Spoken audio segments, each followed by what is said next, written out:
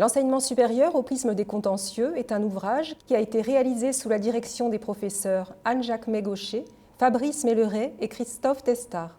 Je les remercie de m'avoir associé à ce beau projet.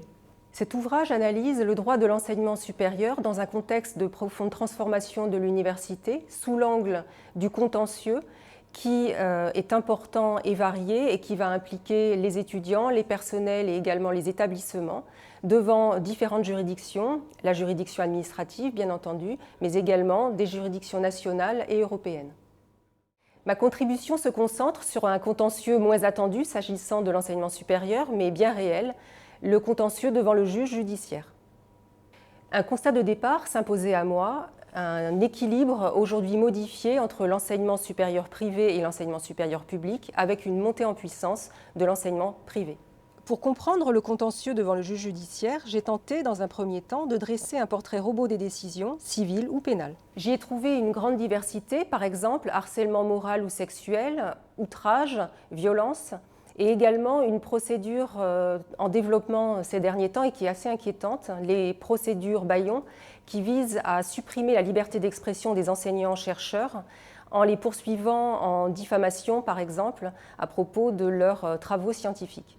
Il existe aussi des contentieux liés aux droits de propriété intellectuelle, mais également spécifiquement pour les établissements d'enseignement privé, eh bien, leur facilité d'ouverture va multiplier les irrégularités.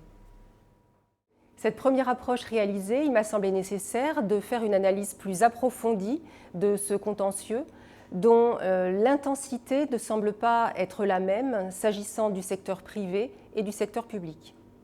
Dans le secteur public, on peut noter que certains contentieux, par exemple les contentieux relatifs au harcèlement, aux discriminations, aux violences, pourtant potentiellement en hausse compte tenu des fortes tensions que connaît l'université, eh bien, ne vont pas produire un contentieux plus abondant en raison de certains freins qui retiennent les victimes.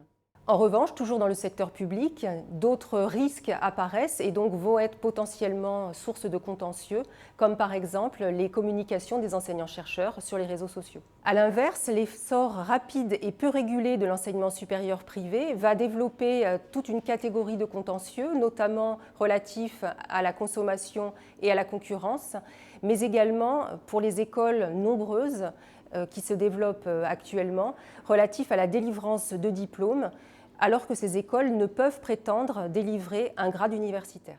Le contentieux judiciaire de l'enseignement supérieur apparaît comme étant dynamique et appelé à se maintenir compte tenu de litiges persistants ou nouveaux. Son analyse s'est révélée précieuse puisqu'elle a permis de mettre en relief certains dysfonctionnements du système et de proposer des axes d'amélioration du fonctionnement de l'enseignement supérieur.